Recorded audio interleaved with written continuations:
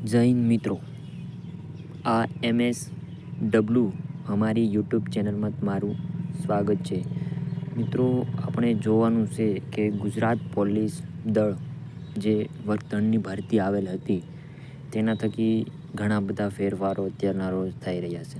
તો મિત્રો, આ ઓફિશિયલ વેબસાઇટ પર જઈ અને તમારે આ ગુજરાત પોલીસ ભરતી બોર્ડ એની વેબસાઇટ પર જઈ અને તમારે સર્ચ મારવાનું છે મિત્રો કે કેવી રીતે થાય. અને ખાસ કરીને હું જાણવા માગું છું કે મિત્રો તમે કઈ રીતે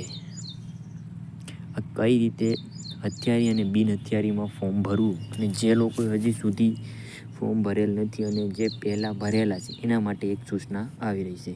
તો મિત્રો, આપણે આગળ જોવાનું છે કે ભરતી બોર્ડ શું કહે છે.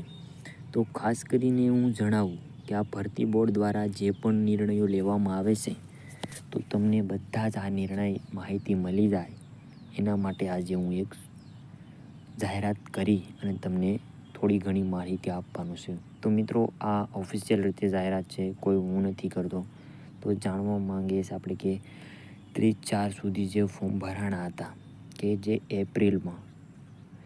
એપ્રિલમાં જે 30/4 સુધી ફોર્મ ભરાણા હતા અને જે લોકો બાકી રહી ગયા હતા ને ઘણા ફેરફારો હતા કે કોઈ પણ જાતનો મૂંઝવણ હતી કે ફી ભરવી કે ન ભરવી. જે પણ લોકોને ફી નથી ભરેલ અને રદ થયેલ હતા એ ઉમેદવારો વહેલા તે પહેલાં ભરી દે ફોર્મ.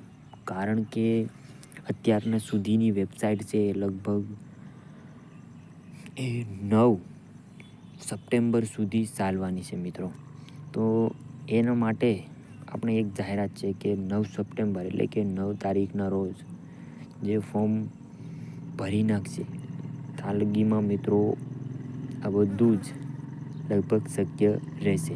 તો ખાસ કરીને એ જણાવવામાં આવે છે કે મિત્રો તમે કોઈ પણ જાતનું જો વહેલા ભરી દો તો ચાલશે. કારણ કે આ બધી વેબસાઇટ છેલ્લે છે ને પછી બંધ થવાને આરે હોય છે. તો મિત્રો, આપણે ઓનલાઈન અરજી જોઈ તો આ તમે બપોરના 26/8થી લઈ અને 9/9 સુધી આની વેબસાઇટ ખુલ્લી રહેશે. તે લગભગ જે લોકોએ ફી નથી ભરી એ પણ ભરી દે.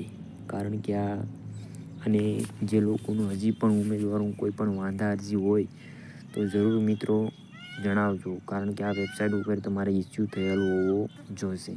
જો સામાજિક રીતે શૈક્ષણિક વર્ગ અને એના આધારે જો આ બધા ડોક્યુમેન્ટ હશે તો જ માન્ય ગણવામાં આવશે. નહીંતર મિત્રો રદ થવાના ચાન્સીસ વધારે રહેશે. એટલે ખાસ કરીને એ જાણવામાં આવે કે કઈ રીતે ડોક્યુમેન્ટ જોશે અને મિત્રો કઈ રીતે આ પ્રમાણપત્રના આધારે રહેશે. તો એની ફીસ પણ તમે અહીંયા જોઈ રહ્યા છો કેટલી રહેશે. ખાસ કરીને મિત્રો આ ફીસ છે એ બંને માટે 200 રૂપિયા રાખેલ છે.